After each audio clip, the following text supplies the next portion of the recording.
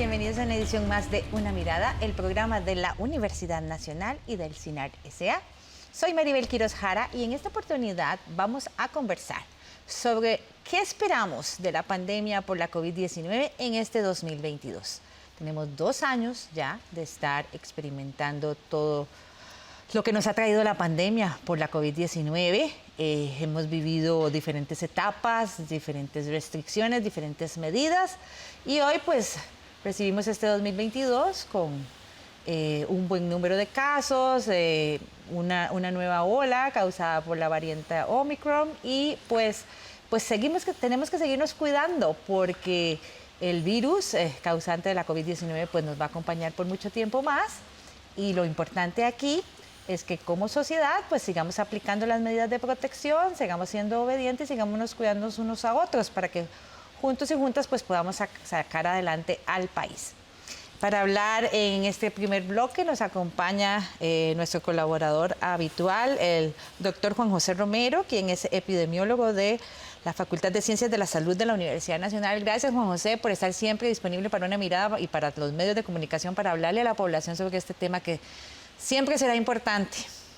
No, un gusto, Maribel, y siempre pues es un placer hablar de lo que me apasiona, aunque no resulte tan placentero, precisamente hablar de los efectos que precisamente está produciendo la COVID-19 en el mundo entero y en particular en este pedacito de tierra. Sí, el 2021 nos dejó como con un, ¿cómo le llamaríamos? Ese mes como de libertad, ¿verdad? En que tanto en Costa Rica como en el mundo, ¿verdad? Se aflojaron un poquito las medidas y de repente nos sorprende Omicron, ¿verdad? Y pues tenemos que otra vez reforzar todos los diferentes comportamientos tendientes a protegernos del contagio. Es de esperar, según dicen los científicos, que un virus como este se comporte de esa manera, que haya estas mutaciones que nos estén llevando como a diferentes estadios de comportamientos en la pandemia. Sí, en efecto, los virus tienen por naturaleza mutar, son cambios constantes en su material genético que da las instrucciones para que sus características externas que tienen que ver con su capacidad de infectar, de colonizar, de penetrar células y comenzar a producir todo el daño que producen, se dé. Este SARS-CoV-2 tiene una capacidad mutagénica, o sea, una capacidad de producir mutaciones que no se esperaba. Sí se espera que mute, pero no a la velocidad con la que lo ha hecho, ni tampoco, digamos, la cantidad de variantes que ha tenido. Nosotros hemos conocido de alfa, beta, delta, gamma, mi, y ahora Omicron. En su momento se habló de otras más.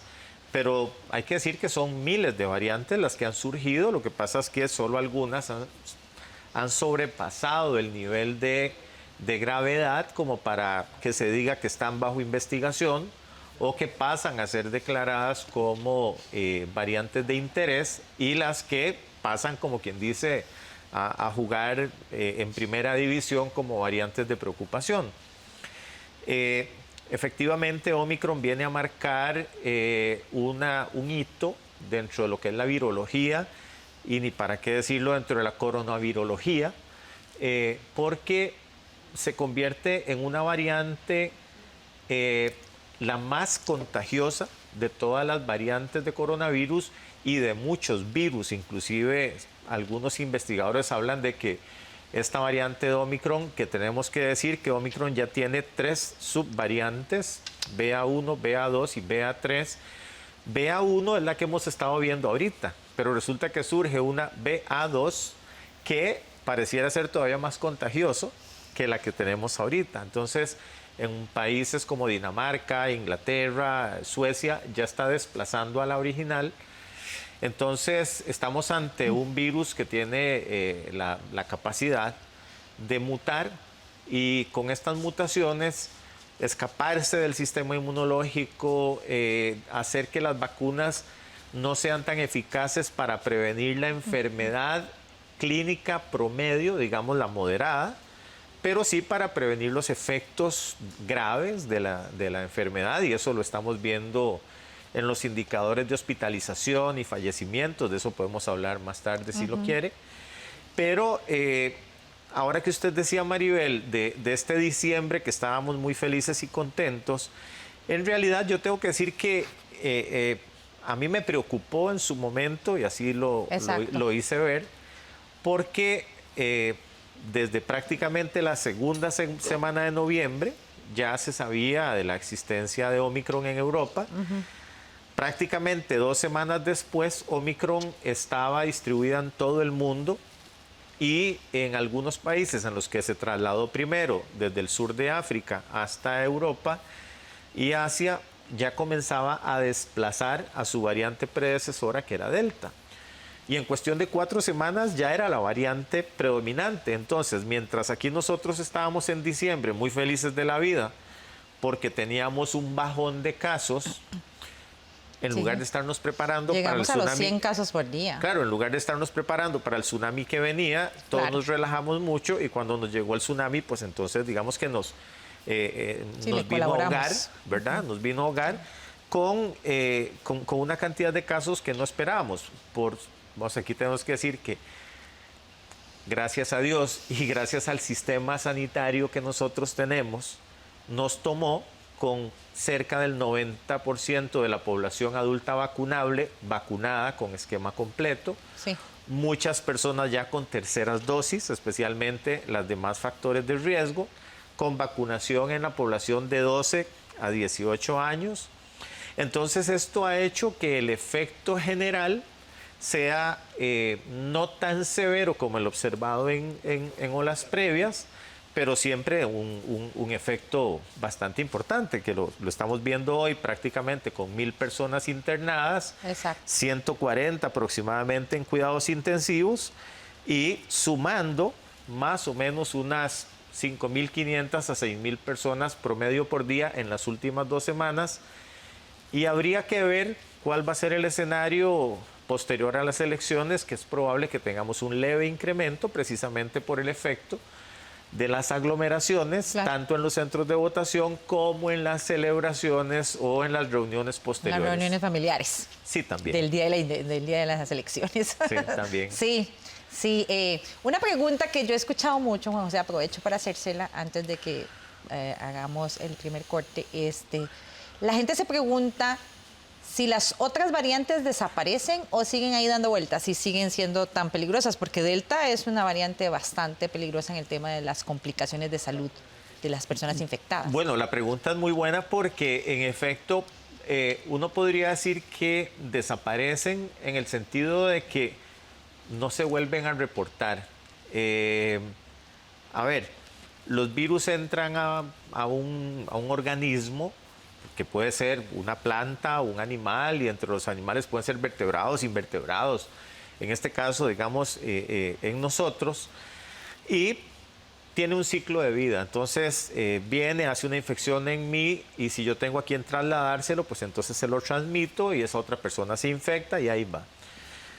En el momento que hay una variante que compite con la otra y la supera, entonces esta va perdiendo la posibilidad de transmitirse. Y entonces al dejar de transmitirse, digamos que entra en un nivel prácticamente, digamos, de latencia, por llamarlo de alguna manera. Quiere decir que desaparece del mapa visible, pero no necesariamente que desaparece por completo del mapa, ¿verdad? Entonces es probable que por ahí todavía haya algunos casos que sean de alfa, que sean de beta, que sean de gamma.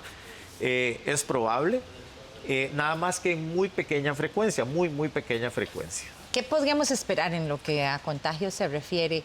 Bueno, esperamos un pico posterior al proceso electoral, pero deberíamos considerar que como el comportamiento de todas las olas empiece a bajar, o si de verdad tenemos que hacer un nuevo llamado a la población a que pues acaten las medidas, porque sí sentimos, ¿verdad? Si fue evidente que hubo un descuido de la población al final e inicio de año, y pues ahora también sabemos que el día de las elecciones no nos portamos como debimos, entonces. Sí, esto es muy complejo de... A ver,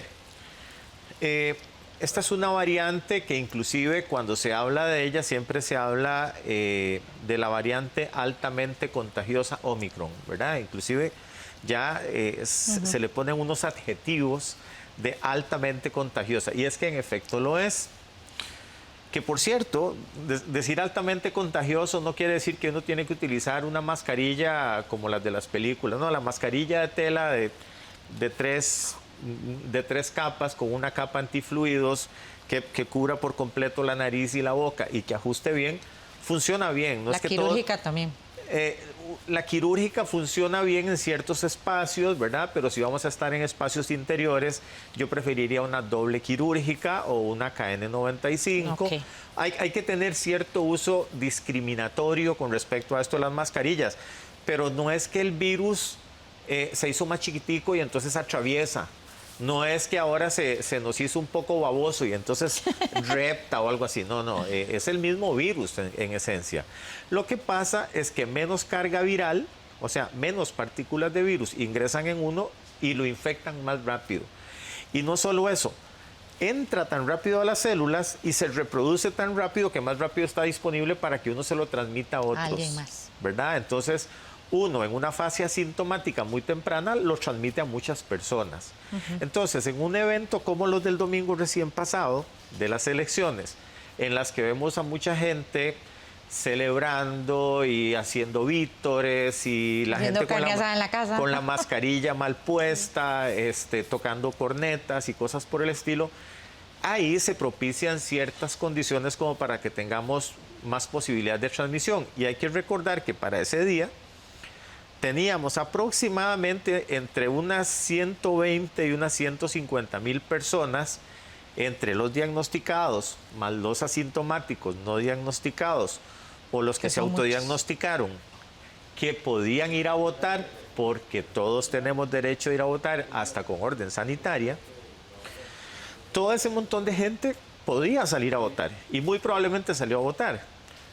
La recomendación era que salieran muy bien protegidos para proteger a los demás y que los que no estábamos contagiados también saliéramos protegidos, pero ya vimos la respuesta. Inclusive en algunas reuniones al final, en algunos partidos políticos, en su centro digamos, de espera de los resultados, las escenas para mí como profesional en ciencias de la salud eran desgarradoras, terribles, sí. Terribles.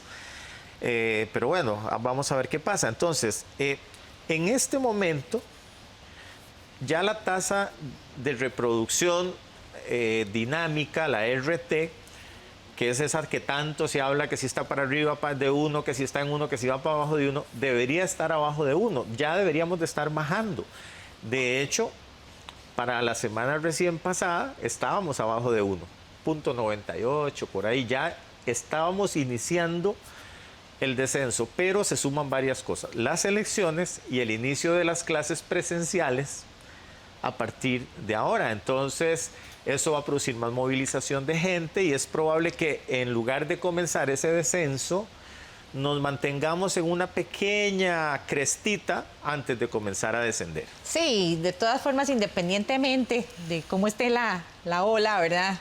La lógica diría que todas las personas deberíamos cuidarnos siempre. Así lo insiste el virólogo de la Universidad Nacional, Carlos Jiménez, quien insiste en que no debemos bajar la guardia, que hay que seguir usando la mascarilla a discreción, como nos decía don Juan José, ¿verdad? Dependiendo del lugar, así será el tipo de mascarilla que se vaya a usar. Por supuesto, insistir mucho en el lavado de manos y que todo esto seguirá siendo nuestras principales armas para luchar contra la COVID-19. ¿Verdad? ¿Qué es lo que sucede? Bueno, que en muchas partes del mundo se quiere dar a entender que el virus se va a volver endémico. Yo pienso que no va a ser así, no va a ser tan sencillo. O sea, vamos a seguir teniendo casos, vamos a seguir viendo que el virus continúa evolucionando. La razón es que todavía existen millones de personas sin vacuna y existe también, digamos, países en los cuales prácticamente más del 90% de la población no tiene acceso a la vacuna. Entonces, eso va a permitir que el virus continúe evolucionando. La otra condición es que el virus se ha ido adaptando a otras especies, digamos, a especies de animales. Y eso también ofrece un sustrato para la replicación y para la evolución, digamos, genética del virus. Entonces nosotros eventualmente podemos tener variantes tipo Omicron que tienen una alta transmisibilidad, pero relativamente una baja virulencia, relativamente, y otras que eventualmente pueden hacernos mucho más daño, que sean más virulentas.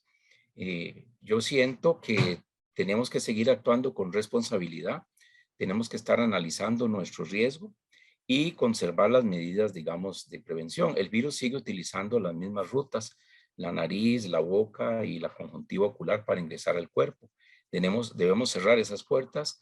En el mundo, ¿qué es lo que va a suceder? Bueno, las vacunas se tienen que ir adecuando, digamos, a los cambios genéticos del virus. Y por otro lado también, digamos, tenemos que tener presente que la condición, digamos, endémica de un virus, en realidad, en este caso, puesto que el virus está en todo el mundo, es una pandemia, exigiría que esa condición se alcance en todo el mundo. Y yo lo veo muy difícil con tanta, digamos, discrepancia que hay entre países y entre regiones del mundo. Finalmente, digamos, se hacen ejemplos con influenza, pero influenza es una enfermedad, digamos, que se disemina localmente en las vías respiratorias. SARS-CoV-2 es un virus sistémico, eso hace una gran diferencia. Este virus puede llegar al corazón, puede llegar al cerebro, puede llegar a los riñones, puede llegar a los intestinos, puede llegar a la piel, puede llegar al hígado, a los vasos sanguíneos, a cualquier parte. Eso hace una diferencia muy, muy grande porque no estamos hablando de una influenza que es meramente una infección local del aparato respiratorio y ocasionalmente digestivo. Muy importante el comentario del doctor Jiménez y no quisiera dejarlo pasar porque usted también, Juan José, ha insistido muchísimo en este tema. COVID-19 y en especial la variante Omicron no es una simple gripe. En efecto, de hecho yo he escrito algo al respecto y es para sacar, yo creo que a la gente de ese espacio de confort, porque la gente dice, esto es una gripecita. A ver, la gripe mata entre 500 y 700 mil personas Exacto. al año en el mundo. A mí casi me mata una vez. Bueno, Sí. entonces resulta que produce millones de casos al año. Así es. Produce cientos de miles de millones de dólares en pérdidas económicas por atención, por incapacidades, por una serie de cosas al año. Entonces, una gripecita tampoco es que está muy atractivo eso de que es una simple gripecita. Y lo otro que decía el doctor Jiménez es que, en efecto, los virus tipo influenza se alojan en el sistema respiratorio y listo, ¿verdad? Puede ser superior, inferior, probablemente en el inferior y producen esas neumonías que llevan a la muerte. Exacto. Pero cuando estamos hablando del SARS-CoV-2, el rango de órganos blancos, de tejidos blancos, es tan amplio que puede producir una serie de signos y síntomas como los que hemos estado observando, y entonces los efectos no se circunscriben únicamente a algo que parezca una gripe. Cuando tenemos una variante como esta, ahorita revisando los datos para la última semana, estamos recibiendo en el sistema hospitalario más o menos entre 95 y 100 personas por día en total, y en cuidados intensivos entre 8 y 12 en algunos días. Bueno, ya estamos sumando casi 1000 personas internadas en total, que cualquiera diría, sí, pero es que son 1000 de 6000. Hace un tiempo teníamos 1600 de 3300, claro. Eso quiere decir que esta tiene interna a la mitad de gente, proporcionalmente hablando, pero sigue internando gente. Que apenas están 10 días, 12 días en el hospital, pero siguen estando en el hospital. Entonces, mientras tengamos 1000 personas en el hospital, ocupando 12 días una cama cada uno de ellos, en promedio, porque es un promedio, se dejan de atender otras enfermedades. Entonces, el sistema no colapsa, pero se satura. Yo en algún momento he dicho que, digamos, aquí en contra de lo que dice alguna otra gente, yo creo que para mí el sistema colapsa en el momento en que se deja de atender otras enfermedades, Exactamente. en el momento que se amplían las listas de espera por enfermedades que deberían de estar siendo atendidas, pero que no se pueden atender porque tenemos el personal incapacitado por infecciones, porque tenemos, digamos, las salas ocupadas por personas con COVID, y hay una serie de condiciones que hacen que el sistema quizás no colapse en el sentido de que tenemos que devolver gente de emergencias, porque eso no lo hemos visto nosotros acá, pero sí se deja de atender cosas que se podrían ir atendiendo.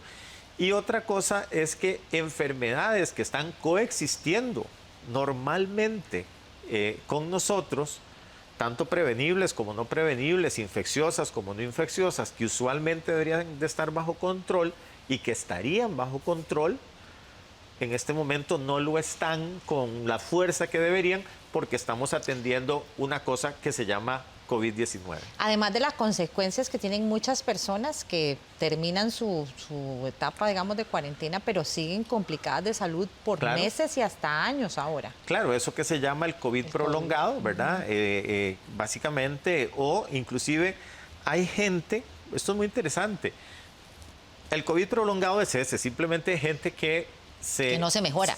Que no se mejora Sí. completamente, ¿verdad? Y entonces tienen problemas, digamos, de taquicardias o arritmias cardíacas, que tienen problemas de falta de aire, que inclusive yo les recomiendo a la gente que después de que pasaron por un Omicron, digamos, moderado o severo, tienen prácticamente que aprender a respirar y entonces necesitan un terapeuta respiratorio. Muchos van a necesitar de un profesional en ciencias de la salud, en ciencias del movimiento humano, un educador físico, un promotor de la salud, porque tienen que comenzar a fortalecer músculos, tienen que fortalecer huesos, tienen que fortalecer pulmones y corazón, Sí. poco a poco, porque no pueden hacerlo de golpe. Inclusive hasta control nutricional. Esto, vean ustedes que no es recuperarse de una simple gripe. Así Uno de una es. gripe se reposa una semana, se come unos calditos y qué sé yo Y ya. qué, y después hace vida más o menos normal. Con COVID-19 no es lo mismo, hay que tener eso muy Además claro. de que es una enfermedad muy nueva y no sabemos qué efectos puede tener en el largo plazo. No lo Bueno, sabremos por muchos años. A eso iba. Resulta que mucha gente está llegando a los hospitales con padecimientos que llaman raros y resulta que son producto de una COVID previa donde fueron asintomáticos. Entonces, tuvieron una COVID que no tuvo síntomas en su momento, pero que resulta que después llegan con problemas cardíacos, problemas renales, problemas hepáticos, y resulta que se asocian con una COVID previa asintomática por completo. De ahí la importancia, Juan José, que en esta situación en que estamos, ¿verdad? Que tenemos gran contagio de Omicron, hay mucha gente que no está asistiendo al sistema de salud a ser diagnosticada. Es importante que la gente sepa si tuvo o no COVID-19. Sí, es correcto. La invitación es, claro, yo sé que la gente le Hay mucha huye gente al que no va. sistema de salud Sí. porque piensa que se puede ir a contagiar o porque dice que para qué.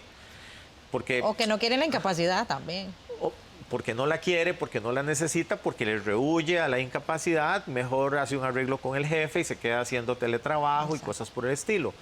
Mucha otra gente dice, no, de por sí me van a dar por COVID por nexo epidemiológico, porque como mi esposa, mi hijo, Exacto. mi hermano, mi papá tiene un diagnóstico, si yo voy con síntomas y digo que hay uno en mi casa, pues me van a decir que soy COVID-19 por nexo, no me van a hacer ninguna prueba diagnóstica. Pero cuando no es ese el caso, sería muy bueno hacerse la prueba. Por supuesto. La prueba en el sistema hospitalario. Aquí hay mucho que conversar y lamentablemente yo sé que el tiempo se nos está acabando, pero ya están disponibles las autopruebas, o sea, las pruebas caseras. Esto de las pruebas caseras requiere muchísima educación. Esto no es tan fácil como que yo voy y compro el kit en la farmacia, pago lo que tengo que pagar y entonces llego a la casa y saco todo el kitcito, me meto el bastoncito en la nariz y en un lado y en el otro, lo meto y que una cosa y que la otra y después espero aquello como si fuera una prueba de embarazo, ¿verdad? Porque es muy parecida y entonces resultó que no. ¿Cuánto le creo yo a un resultado no? Esa es la gran pregunta. Si sale que sí, lo tengo, pero si sale que no, mejor le repítalo. creo o no le creo. Entonces hay que hacer mucha Sí, educación. porque hasta las pruebas de embarazo negativas también no lo son. Claro, de eso me preguntan a mí mucho, ¿verdad? En epidemiología nos encargamos mucho de esas cosas, ¿verdad? Entonces me preguntan, ay, pero entonces, ¿qué probabilidad hay de que si la prueba sea negativa, yo no lo tenga? Y le digo, bueno, es que hay tantas cosas que afectan un resultado de una prueba que yo me hago en mi casa, que no me la hace un profesional. Claro. Porque puede ser que no me tome bien la muestra, puede ser que no la haya mezclado correctamente, puede ser que no espere el tiempo suficiente, puede ser tantas cosas que entonces me da un resultado negativo y yo, ay, qué dicha, no lo tenía, y salgo para la calle como si no hubiera pasado. Sí. Hay que tener mucho cuidado con estas cosas. Entonces, volviendo a la pregunta, y ya para cerrar, si tengo signos y síntomas de COVID-19, que vamos a hablar, digamos, de los más rápidos, es decir, de los más evidentes. Dolor de garganta, un poco de congestión nasal, dolores de cabeza bastante intensos, dolor muscular, un cansancio y eventualmente, o ahora siempre, los problemas respiratorios. Si tenemos eso y tenemos sospecha de haber estado en contacto con una persona contagiada, si hemos tenido un viaje al exterior y anduvimos en avión y especialmente en países con altas tasas de contagio, si estuve en una reunión en un espacio cerrado y alguien no estaba usando mascarillas o yo no me puse muy bien la mascarilla o cosas por el estilo y existe la sospecha y comienzo con síntomas, debo asistir al sistema de salud a hacerme examinar y ojalá diagnosticar. Sí, eso es lo responsable, como lo responsable también es vacunarse, porque las vacunas salvan vidas. Tenemos ya casi 4 millones de dosis aplicadas, pero definitivamente no podemos bajar la guardia en ese sentido. No, y es que los efectos son visibles. Definitivamente, si nosotros nos fijamos que estamos teniendo 5.500 casos diarios y apenas, entre comillas apenas, estamos internando un poco menos de la mitad de lo que en otras olas se hubiera internado, que la estancia hospitalaria se ha reducido a la mitad y que la gran mayoría salen del hospital por la puerta del frente y no hacia la morgue, que no son tantos los que están llegando a cuidados intensivos y que los que llegan a cuidados intensivos salen más hacia salón que hacia la morgue, y que la gran diferencia la está haciendo la vacunación, yo creo que no nos queda, digamos, dudas. Y estoy hablando de Costa Rica, pero les puedo hablar de datos a nivel mundial, donde definitivamente la gran diferencia la hace la vacunación. Definitivamente, hay mucha gente vacunada en los hospitales, en efecto, porque la gran mayoría estamos vacunados. Porque la vacuna no está hecha para evitar la infección, está hecha para evitar el efecto negativo grave. Okay. Entonces, mucha gente llega al hospital, pero gracias a Dios puede salir de ahí, gracias a las vacunas. Sí, esa es la clave. La clave es que si nos vacunamos, pues tenemos una mejor perspectiva para enfrentar la enfermedad en caso de contagio, pero también evita en cierto porcentaje ese contagio. Sí, pero tampoco se trata de una visa o un pasaporte hacia la libertad de que vamos a dejar de utilizar la mascarilla, que vamos a andar en reuniones, que vamos a volar los protocolos, vamos a borrar de nuestra mente, ¿no? Igual tenemos que seguirnos cuidando porque aún vacunados nos podemos infectar y podemos infectar a otros. Exactamente, hay que mantener las medidas de protección, seguir haciendo caso y actuando responsablemente por nuestro bienestar y el de las personas que nos rodean. Muchas gracias, Juan José Romero, por participar en esta primera parte de este programa. Vamos a ir a una pausa, pero quédese con nosotros que vamos a seguir hablando de las perspectivas de la COVID-19 en Costa Rica en este 2022.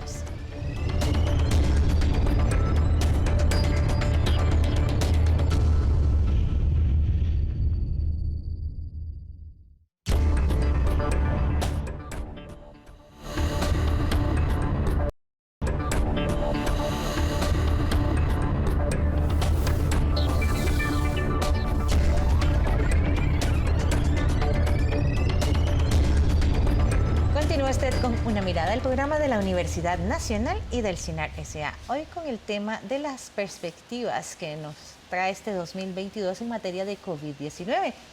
En el primer segmento hablamos con el doctor Juan José Romero sobre la parte epidemiológica y todo lo que tiene que ver con las perspectivas del virus, de las variantes, del contagio, de la importancia de que la gente se vacune para mantener la pandemia controlada de alguna forma y cómo pues todas las personas somos responsables de mantener todas las medidas de protección necesarias, porque eso es lo que nos va a permitir seguir manteniendo bajo control la pandemia.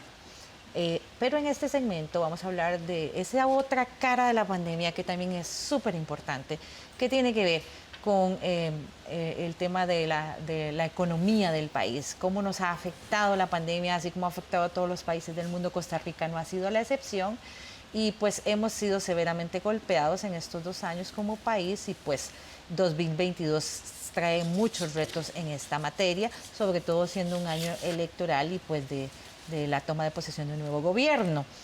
Para hablar sobre este tema nos acompaña la doctora Shirley Benavides Vindas, quien es la directora de la Escuela de Economía de la Universidad Nacional y también ha sido colaboradora nuestra. Gracias, Shirley, por estar de nuevo aquí. Gracias, Bienvenida. Maribel. Muchas gracias. Que tenga un año muy bonito y aquí estamos siempre para colaborar con ustedes y con la sociedad costarricense. Sí, muchas gracias. Definitivamente pensar, ¿verdad?, que tras 2 años de pandemia, pues la economía no siga resentida, ¿verdad? Sería iluso.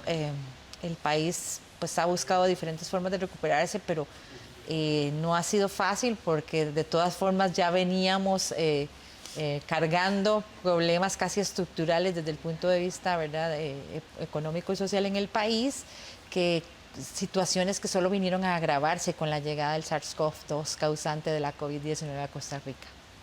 Definitivamente, Maribel, así es. No podemos echarle toda la culpa al COVID, ¿verdad? Sí, aunque se quisiera. Aunque se quisiera, y algunos tratan y lo han intentado. Lo han intentado hacer, sí. Pero en realidad la situación vino, como usted lo dice, a profundizar algunas áreas o a visualizar los problemas que teníamos en algunas áreas. La economía en realidad pudo haber sido peor. Ya nos hemos venido poco a poco levantando un poquito. Ya el desempleo, después de que lo tuvimos con una tendencia de un 24%, ahora estamos alrededor del 15%.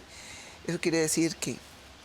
Pero bueno, creo que hay un punto importante y es que tenemos que aprender a vivir en la nueva realidad que tenemos. Y eso también tiene que ver con la dinamización de la economía, con los sectores productivos, con las formas de hacer negocio y de generar empleo. Difícilmente, ya lo dijo nuestro querido JJ, ¿verdad? Previamente esto va a seguir, se sigue mutando a otro tipo a otros, pero al fin y al cabo el virus está ahí, llamándose diferente, pero está ahí. Y va a seguir ahí. Y va a seguir ahí. Entonces eso nos deja la lección de que tenemos que seguir trabajando, pero en diferentes condiciones. Retos, por supuesto, el empleo es uno de los grandes retos, pero el empleo también sin olvidarnos de las condiciones laborales, que hoy por hoy entonces se van a volver fundamentales, ¿verdad? Bajo qué condiciones la gente va a poder trabajar para disminuir las probabilidades de contagio. Pero además también la caracterización de cuáles son realmente, y eso yo creo que es una definición importante que el país debe hacer, de cuáles son las actividades económicas productivas en las cuales realmente se debe impulsar a las personas para que estén ahí. Y no seguir haciendo lo mismo que han estado haciendo, que de una forma ya no hay formas para poderse estar cuidando de la mejor manera, y por otro algunas actividades ya han venido quedando disminuidas por la nueva realidad en que estamos.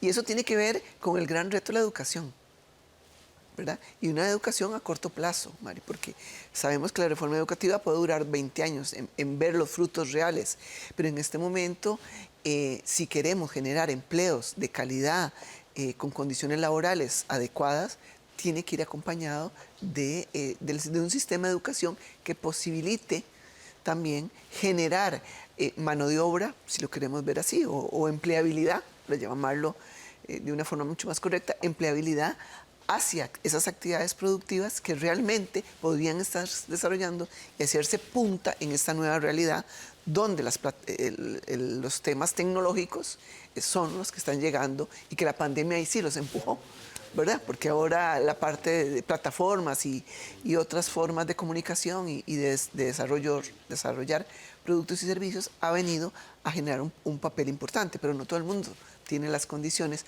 para poder desarrollarlas y desarrollar un negocio a través de las diferentes tecnologías que tenemos.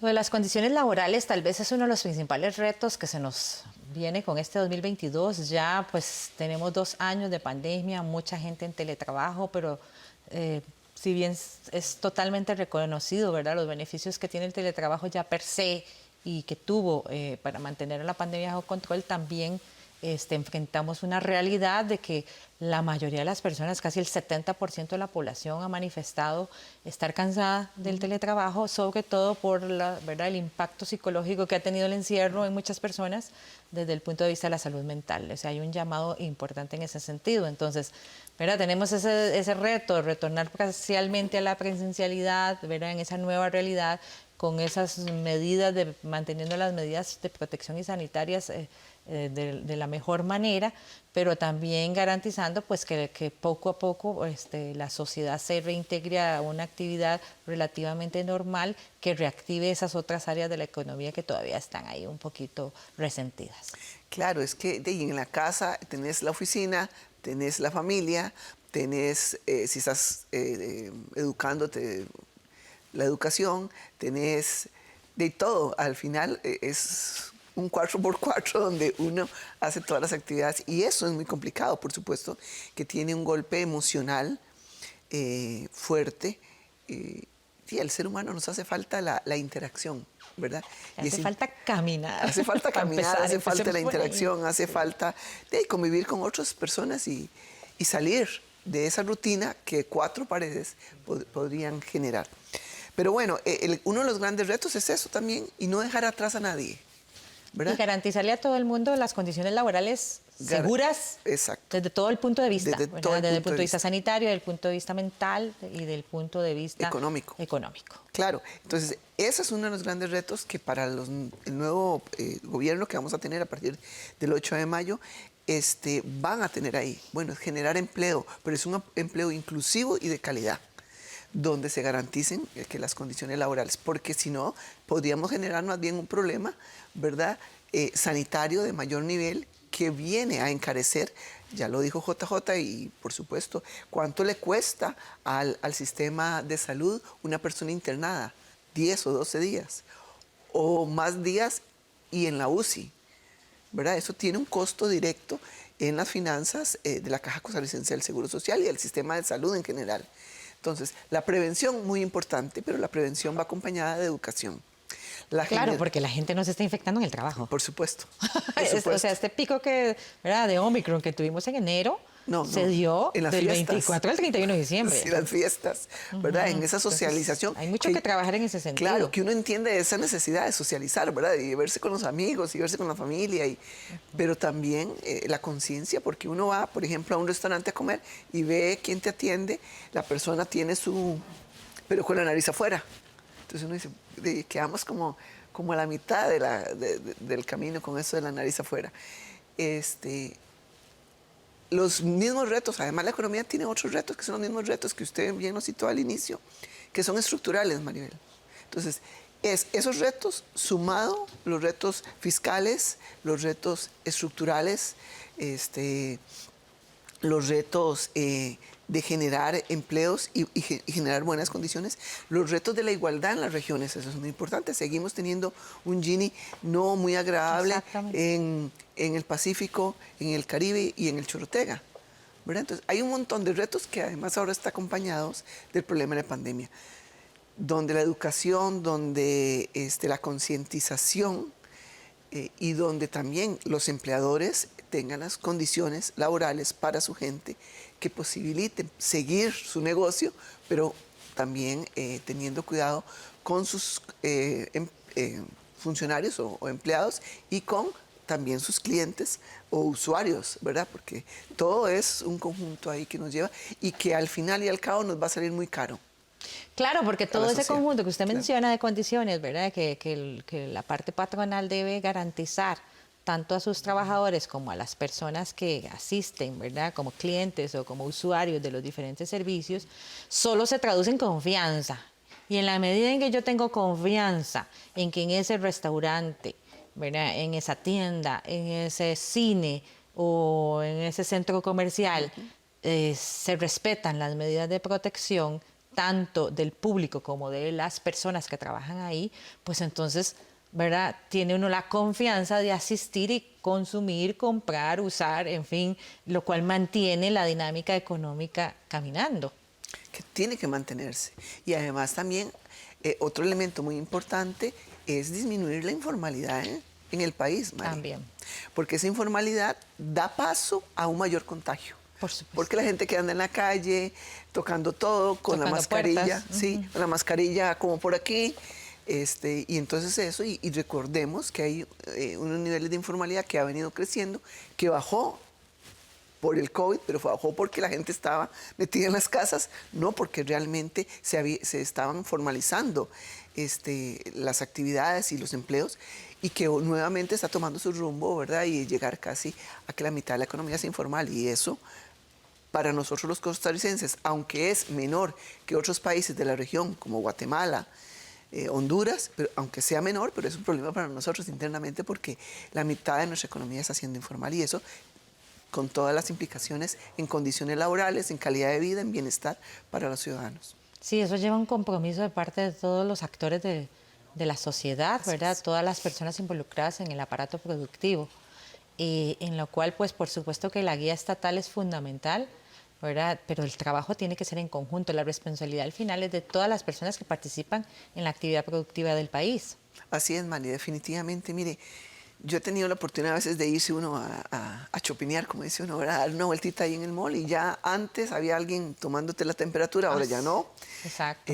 Los vendedores con las mascarillas por acá, alguna gente, ¿verdad? Descuidando algunas cosas, uno dice, ahí no entro, o prefiero no ir a comer a ese restaurante porque he visto cierto comportamiento. Esas cosas se tienen que eliminar, Mari, si no, y porque tenemos que vivir con esto ya, no sé por cuánto tiempo, pero no es algo de corto plazo. No. Y eso lo que puede hacer es más bien afectar la actividad productiva, y si se afecta el consumo, se afecta obviamente el sistema productivo, porque ahí el empleo juega un papel, porque esto es sistémico, ¿verdad? Sí, al final, con COVID o no COVID, pues ya nuestra economía enfrentaba situaciones muy preocupantes.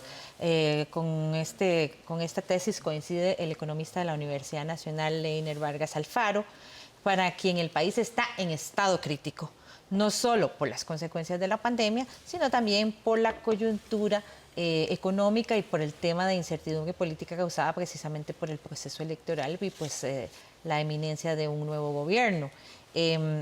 Además está el tema del desempleo, del crecimiento de la desigualdad social, y entre otros índices económicos que nos llevaron a cerrar el año 2021 con muchas preocupaciones desde el punto de vista económico y social, y que con un índice de crecimiento menor al esperado, que auguran un 2022 difícil, pero que por lo cual tenemos que seguir trabajando duro para garantizar un desarrollo económico equitativo para todas las personas. La sociedad costarricense ha sido muy resiliente a este tema del COVID-19. Sin embargo, hay un proceso todavía, un deterioro muy fuerte de muchas empresas que se quedaron en el camino y de muchas empresas que están a media máquina, sobre todo en el sector turismo y en el sector servicios. La recuperación completa de esas empresas y el nacimiento de nuevos emprendimientos es urgente para poder de alguna manera reponer esa, digamos, esa salida de valor del sistema económico. No podríamos decir que el COVID-19 se ha ido, pero tampoco el impacto del COVID-19 se va a ir fácilmente. Yo creo que el país va a tener por lo menos unos 2 o 3 años, un rezago sustantivo producto de la pandemia. La situación internacional nos da ahora un nuevo problema, y es que la subida de los precios del petróleo y de las materias primas nos provocan probablemente efectos inflacionarios en este primer semestre del año y alguna preocupación sobre el sistema cambiario, sobre el tipo de cambio. Pero al mismo tiempo estamos en un momento donde el empleo es muy raquítico. No hemos recuperado todavía la condición de empleo que teníamos previo a la pandemia. Sin embargo, el desempleo y sobre todo el subempleo y las características de un empleo informal creciente da muestra de una debilidad estructural de la economía costarricense. Eso es un tema, digamos, que nos agobia porque provoca un crecimiento en la pobreza y un aumento clarísimo en la desigualdad en el país, que afecta variables sociales, que afecta la seguridad ciudadana, que afecta también la convivencia y los elementos políticos que estamos viviendo. En definitiva, como dice don Leiner, el tema del empleo y la informalidad es tal vez una de las principales preocupaciones, porque aunque haya bajado el desempleo, no significa que el tema esté bajo control. Definitivamente. Sigue habiendo un grupo que no logra tener acceso a la empleabilidad. Sí, pero es que recordemos que también el COVID vino a afectar dos segmentos importantes del mercado laboral. La juventud, de 15 a 35 años, ¿verdad? Sí. Esos son uno de los segmentos más golpeados, y los que estaban como empleados independientes. Y si usted traduce el empleado independiente, el mayor empleado independiente es el informal, ¿verdad? Porque la mayoría no cotiza, no tiene acceso a créditos, no tiene acceso a vacaciones, etcétera, etcétera. Volvemos al problema de condiciones laborales, ¿verdad, Mari? Sí.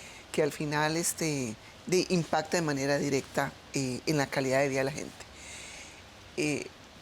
Esos son uno de los temas que creo yo que tiene que entrar fuertemente y enfocado en las regiones, ¿verdad? Como ya lo dijimos, ¿verdad? Las costas, que además vimos en la elección pasada que hubo un gran abstencionismo en las costas. Así y es. uno ve estos datos, ¿verdad? Y dice, es que la verdad la han pasado mal, ¿verdad? Por supuesto. Y el COVID vino a que la pasaran más mal. Entonces, bueno, ¿con qué ganas salgo yo a poner un voto por X o por Y si no estoy viviendo, si apenas me alcanza para comer a veces y a veces no, ¿verdad?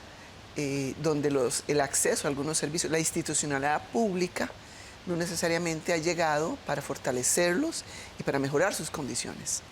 Entonces, hay que tener clarísimo que este tema de la juventud, de la informalidad, incluso de las mujeres, creo que en otro programa lo habíamos visto también, que han sido muy afectadas por el COVID, por el tema del cuidado. Tengo que quedarme en la casa cuidando ¿verdad? Ha venido a que el mercado laboral no se dé. Y por otro lado, la revolución tecnológica también metiéndose, solicitando perfiles educativos diferentes para poder acceder a algunos empleos. Si la gente no está educada, porque acordémonos que educación media, educación secundaria incompleta es la media de Costa Rica, eso nos pone en situaciones muy complejas. Además de una situación compleja que tal vez no hemos dimensionado, pero que ya se asoma, ¿verdad? De ese perfil de empleabilidad, ¿qué tanto puede pesar una formación universitaria de 2 años en videollamada? De 2 ya vamos para la tercera, ¿verdad? Prácticamente. Sí. O sea, tenemos gente que nunca ha pisado un aula o ha ido a un foro o ha conocido la vida universitaria. Y agregarle a eso los muchachos no solo de la vida universitaria, de los últimos años de colegio también que tuvieron. Bueno, es que hemos hablado mucho de primaria y secundaria, pero no hemos visto que también esa brecha está afectando a la universidad, ¿verdad? Y la calidad de profesionales. La calidad de profesionales para el futuro. Eso ha sido complejo porque además los docentes universitarios sin ninguna experiencia en eso tuvieron que de un momento a otro sentarse en el computador y empezar a dar clases de alguna manera y también fue frustrante para ellos, desgastante, y bueno, el problema ha sido muy complejo. Sí, y eso pues afecta la empleabilidad en el corto y en el mediano plazo. Sin hablar del tema de la desigualdad, ¿verdad? Costa Rica se ubica entre los países más desiguales del mundo y sigue ascendiendo. O sea, en lugar de ir perdiendo escalones, cada vez se gana un escalón más. Sí, y como lo dijimos, esa desigualdad se ve muy reflejada en las costas y en la Chorotega, que eso genera además un problema, la migración interna hacia el centro de la capital, buscando mejores opciones de vida.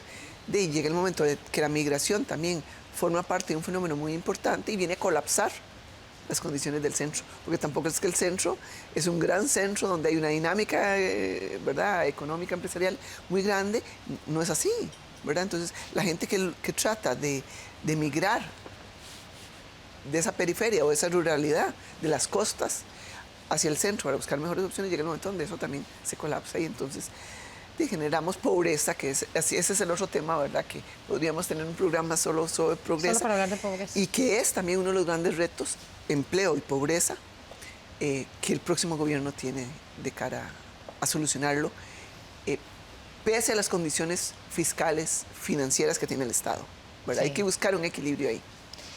Sí, en el proceso electoral que recién acabamos de concluir en primera ronda, se habló mucho de esos temas económicos. Lo simpático es que no los hablamos como en el marco de una pandemia que no se va a ir en el 2022 tampoco. Y probablemente tampoco en el 2023, ¿verdad? Según lo que acabamos de ver con Juan José. Entonces, en definitiva, aparte de ya los problemas estructurales de corte económico, político, financiero y demás que tiene nuestro Estado, está también el tema, bueno, viene un nuevo gobierno, ¿verdad? A partir del 8 de mayo. Y enfrenta situaciones bastante complejas ante una población que en un 50% casi, ¿verdad? Un 41% decidió que no valía la pena ir a votar porque no considerara que le fuera a resolver nada. Entonces, un panorama bastante complejo. Sí, por las expectativas que habían tenido de vida en su momento y que no fueron cumplidas. Y este gobierno que va saliendo, yo me acuerdo que cuando se habló de problemas de las diferencias territoriales, se dijo que iba a abarcar el tema y que iba a trabajar en eso. No sé qué sucedió, no sé si la pandemia no les ayudó también, ¿verdad? Pero no se hizo lo que se había prometido hacer. Y me imagino que ahí también hay una desilusión electoral importante y pues pasó la factura este domingo pasado. Yo hago un llamado a estos compatriotas, ¿verdad?, a estos hermanos costarricenses, que hay que seguir en la lucha. Es importante hacerse sentir en las urnas, que nadie tome decisiones por usted, ¿verdad?, sino que realmente estudiando los programas de trabajo, estudiando los equipos que están alrededor del candidato, estudiando las ideologías que hay detrás también, hay que votar por una Costa Rica mejor, porque aquí tenemos que entrar todos en una concertación de diálogo para poder sacar a Costa Rica, porque todos, Mari, todos tenemos una responsabilidad con el país y con las nuevas generaciones y las generaciones incluso que no han nacido de costarricenses. Necesitamos dejarle una Costa Rica mucho más equitativa, mucho más robusta, con menores niveles de pobreza extrema, con mejores calidad de trabajo y con mejor educación y con una mejor salud.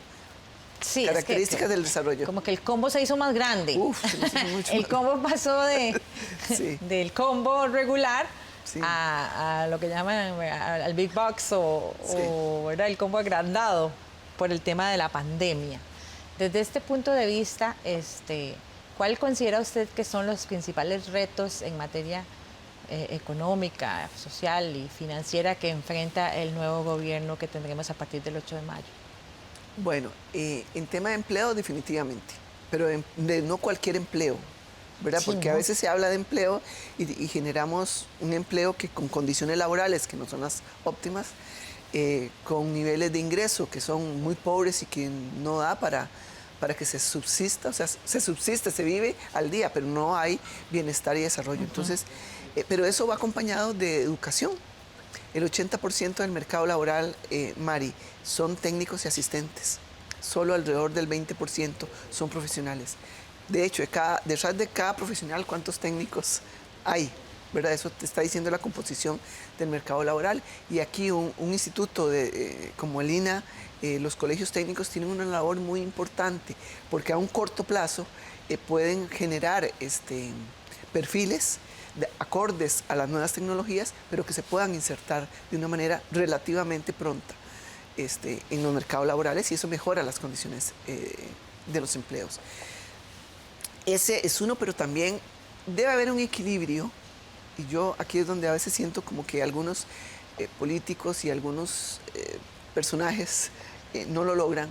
Tiene que haber un equilibrio para lograr un desarrollo y un bienestar entre sanar a las finanzas públicas, que hay que hacerlo, pero manteniendo el bienestar de la sociedad costarricense, ¿verdad? Porque si yo te digo, está bien, bueno, no puedes gastar o no puedes generar tanto ingreso o no puedes gastar, algo usted tiene que recortar. No puede seguir en el mismo nivel de vida que tiene. Y eso es un problema. Entonces, el equilibrio entre las finanzas públicas y el generar empleos de calidad y la parte educativa, yo creo que esa es una triada que es un gran reto. No es fácil, y menos no es fácil a un corto plazo, ¿verdad? Sí, y sobre todo no es fácil si hablamos del tema regional. El Consejo Nacional de Rectores declaró el año 2022 como el año de las regiones, de todo lo que tiene que ver con regionalización.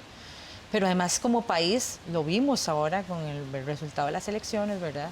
Y además los números también, los índices lo dicen, las regiones de Costa Rica, sobre todo las costas y las fronteras, son las más golpeadas por el desempleo, por la desigualdad, por la falta de oportunidades, el rezago educativo y pues ahora también el tema de la no participación política. Crecimiento inclusivo, ¿verdad? Inclusivo. Ahora, nada más también recordemos que el país firmó las ODS, ¿verdad? Los Objetivos del Desarrollo Sostenible. Y hay dos muy claros que tienen que ver con esto. El 3, que tiene que ver con salud y bienestar, la generación. Un país o una sociedad o una comunidad que no tenga salud no puede tener desarrollo, María, definitivamente. Y el 8, que tiene que ver con crecimiento y trabajo decente, inclusivo, ¿verdad? Y ya hay un compromiso de país, y yo creo que sobre eso se tiene que trabajar fuertemente. En realidad, sobre todo los ODS, pero sobre esos particularmente en el tema que estamos tratando, debe hacer un esfuerzo de país, porque hay un compromiso de país, y además del compromiso es buscar las condiciones de mejora de condiciones laborales y de vivencia de nuestros hermanos costarricenses y de aquellos que no son costarricenses y conviven con nosotros también, por supuesto. Sí, muchísimo que hacer en este 2022, mucho que pensar. La COVID-19 va a seguir ahí por siempre.